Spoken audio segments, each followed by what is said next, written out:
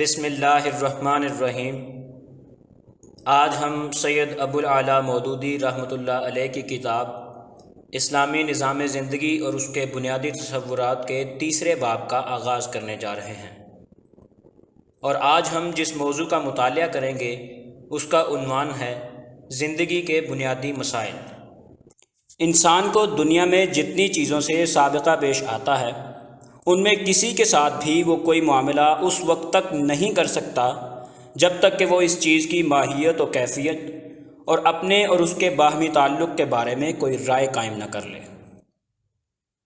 اس سے بحث نہیں کہ وہ رائے بجائے خود صحیح ہو یا غلط، مگر بہرحال اسے ان امور کے متعلق کوئی نہ کوئی رائے قائم ضرور کرنا پڑتی ہے، اور جب تک وہ کوئی رائے قائم نہیں کر لیتا یہ فیصلہ نہیں کر سکتا کہ میں اس کے ساتھ کیا طرز عمل اور کیا رویہ اختیار کروں۔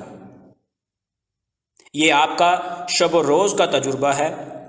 آپ جب کسی شخص سے ملتے ہیں تو آپ کو یہ معلوم کرنے کی ضرورت ہوتی ہے کہ یہ شخص کون ہے، کس حیثیت، کس مرتبے، کن صفات کا آدمی ہے، اور مجھ سے اس کا تعلق کس نوعیت کا ہے۔ اس کے بغیر آپ یہ طے نہیں کر سکتے کہ آپ کو اس کے ساتھ کیا برتاؤ کرنا ہے۔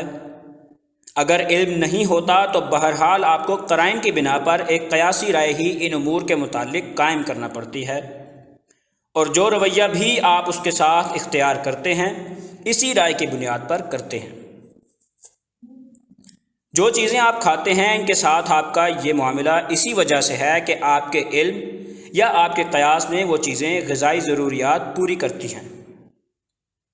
جن چیزوں کو آپ پھینک دیتے ہیں، جنہیں آپ استعمال کرتے ہیں، جن کی آپ حفاظت کرتے ہیں، جن کی آپ تعظیم یا تحقیر کرتے ہیں، جن سے آپ ڈرتے ہیں یا محبت کرتے ہیں، ان سب کے متعلق آپ کے یہ مختلف طرز عمل بھی اس رائے پر مبنی ہوتے ہیں جو آپ نے ان چیزوں کی ذات و صفات اور اپنے ساتھ ان کے تعلق کے بارے میں قائم کی ہے۔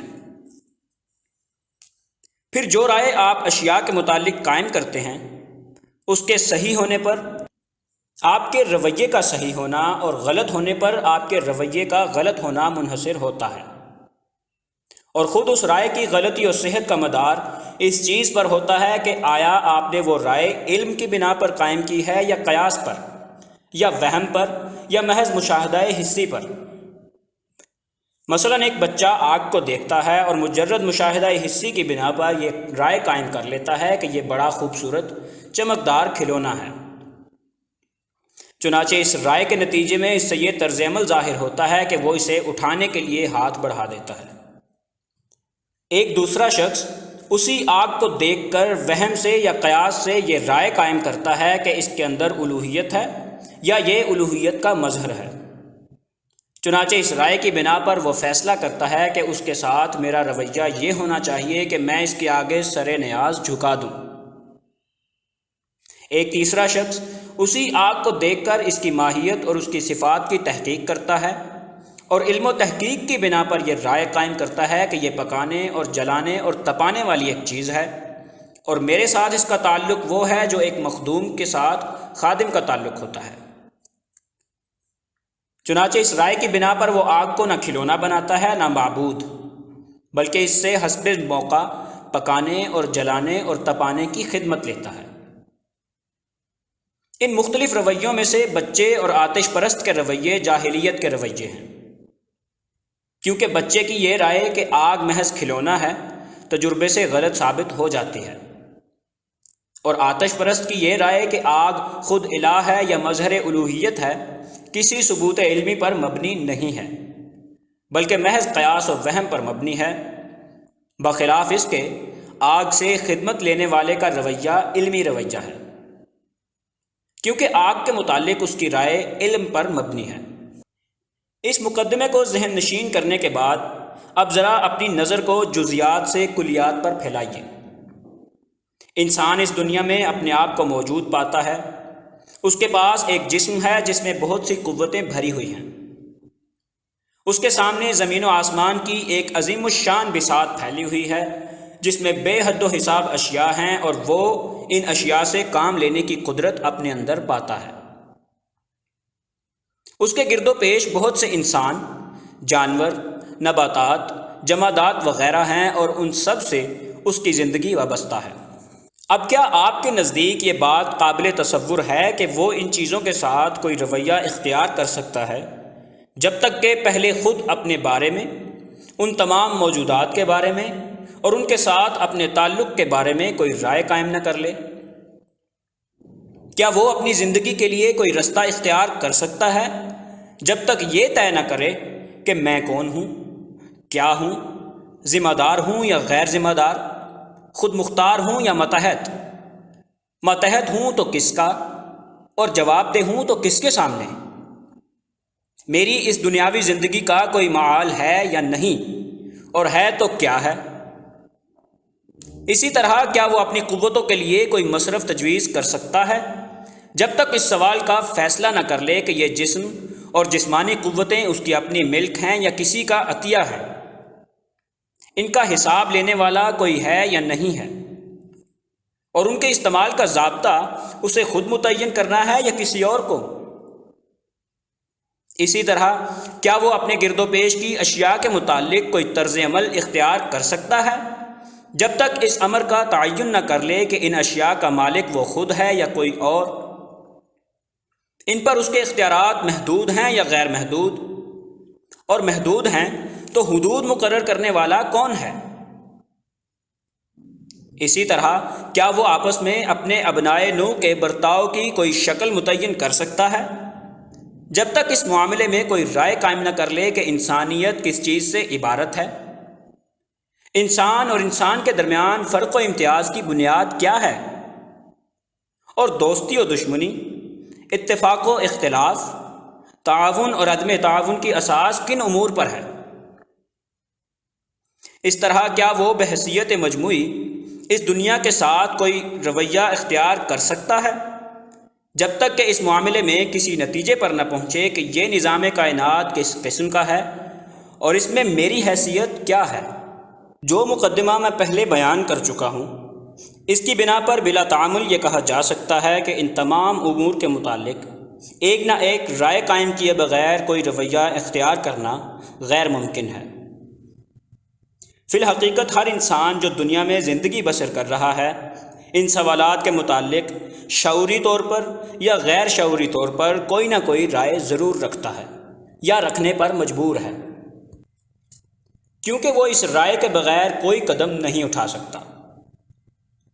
یہ ضروری نہیں کہ ہر شخص نے ان تمام سوالات پر فلسفیانہ غور و فکر کیا ہو اور واضح طور پر تنقیحات قائم کر کے ایک ایک سوال کا فیصلہ کیا ہو۔ نہیں، بہت سے آدمیوں کے ذہن میں ان سوالات کی سرے سے کوئی متعین صورت ہی نہیں ہوتی، نہ وہ کبھی ان پر بالارادہ سوچتے ہیں، مگر باوجود اس کے ہر آدمی اجمالی طور پر ان سوالات کے متعلق منفی یا مثبت پہلو میں ایک رائے پر لازماً پہنچ جاتا ہے۔ زندگی میں اس کا رویہ جو بھی ہوتا ہے لازمی طور پر اس رائے کے مطابق ہوتا ہے۔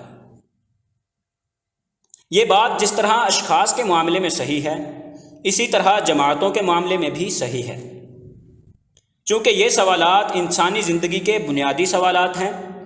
اس لیے کسی نظام تمدن و تہذیب اور کسی ہیئت اجتماعی کے لیے کوئی لائحہ عمل بن ہی نہیں سکتا جب تک کہ ان سوالات کا کوئی جواب متعین نہ کر لیا جائے، اور ان کا جواب جو بھی متعین کیا جائے گا اس کے لحاظ سے اخلاق کا ایک نظریہ قائم ہوگا۔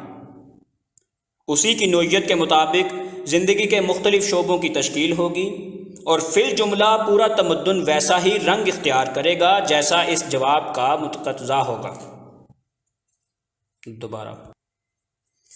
اور فی الجملہ پورا تمدن ویسا ہی رنگ اختیار کرے گا جیسا اس جواب کا مقتضا ہوگا۔ در حقیقت اس معاملے میں کوئی تخالف ممکن ہی نہیں ہے، خواہ ایک شخص کا رویہ ہو یا ایک سوسائٹی کا۔ بہرحال وہ ٹھیک وہی نوعیت اختیار کرے گا جو ان سوالات کے جوابات کی نوعیت ہوگی۔ حتیٰ کہ اگر آپ چاہیں تو ایک شخص یا ایک جماعت کے رویے کا تجزیہ کر کے بآسانی یہ معلوم کر سکتے ہیں کہ اس رویے کی تہ میں زندگی کے ان بنیادی سوالات کا کون سا جواب کام کر رہا ہے، کیونکہ یہ بات قطعی محال ہے کہ کسی شخص یا اجتماعی رویے کی نوعیت کچھ ہو اور ان سوالات کے جواب کی نوعیت کچھ اور ہو۔ اختلاف زبانی دعوے اور واقعی رویے کے درمیان تو ضرور ہو سکتا ہے، لیکن ان سوالات کا جو جواب در حقیقت نفس کے اندر مطمئن ہے، اس کی نوعیت اور عملی رویے کی نوعیت میں ہرگز کوئی اختلاف نہیں ہو سکتا۔ اچھا، اب ہمیں ایک قدم اور آگے بڑھنا چاہیے۔ زندگی کے یہ بنیادی مسائل جن کے متعلق ابھی آپ نے سنا کہ ان کا کوئی حل اپنے ذہن میں متعین کیے بغیر آدمی دنیا میں ایک قدم نہیں چل سکتا، اپنی حقیقت کے اعتبار سے یہ سب امور غیب سے تعلق رکھتے ہیں۔ ان کا کوئی جواب افق پر لکھا ہوا نہیں ہے کہ ہر انسان دنیا میں آتے ہی اسے پڑھ لے، اور ان کا کوئی جواب ایسا بدیہی نہیں ہے کہ ہر انسان کو خود بخود معلوم ہو جائے۔ اسی وجہ سے ان کا کوئی ایک حل نہیں ہے جس پر سارے انسان متفق ہوں، بلکہ ان کے بارے میں ہمیشہ انسانوں کے درمیان اختلاف رہا ہے، اور ہمیشہ مختلف انسان مختلف طریقوں سے انہیں حل کرتے رہے ہیں۔ اب سوال یہ ہے کہ انہیں حل کرنے کی کیا صورتیں ممکن ہیں، کیا کیا صورتیں دنیا میں اختیار کی گئی ہیں، اور ان مختلف صورتوں سے جو حل نکلتے ہیں وہ کس قسم کے ہیں۔ ان کے حل کی ایک صورت یہ ہے کہ آدمی اپنے حواس پر اعتماد کرے اور حواس سے جیسا کچھ محسوس ہوتا ہے اسی کی بنا پر ان امور کے متعلق ایک رائے قائم کر لے۔ دوسری صورت یہ ہے کہ مشاہدہ حسی کے ساتھ وہم و قیاس کو ملا کر ایک نتیجہ اخذ کر لیا جائے۔ تیسری صورت یہ ہے کہ پیغمبروں نے حقیقت کا براہ راست علم رکھنے کا دعویٰ کرتے ہوئے ان مسائل کا جو حل بیان کیا ہے اسے قبول کر لیا جائے۔ دنیا میں اب تک ان مسائل کے حل کی یہی 3 صورتیں اختیار کی گئی ہیں، اور غالباً یہی 3 صورتیں ممکن بھی ہیں۔ ان میں سے ہر صورت ایک جداگانہ طریقے سے ان مسائل کو حل کرتی ہے۔ ہر ایک حل سے ایک خاص قسم کا رویہ وجود میں آتا ہے اور ایک خاص نظام اخلاق اور نظام تمدن بنتا ہے، جو اپنی بنیادی خصوصیات میں دوسرے تمام حلوں کے پیدا کردہ رویوں سے مختلف ہوتا ہے۔ اب میں دکھانا چاہتا ہوں کہ ان مختلف طریقوں سے ان مسائل کے کیا حل نکلتے ہیں اور ہر ایک حل کس قسم کا رویہ پیدا کرتا ہے۔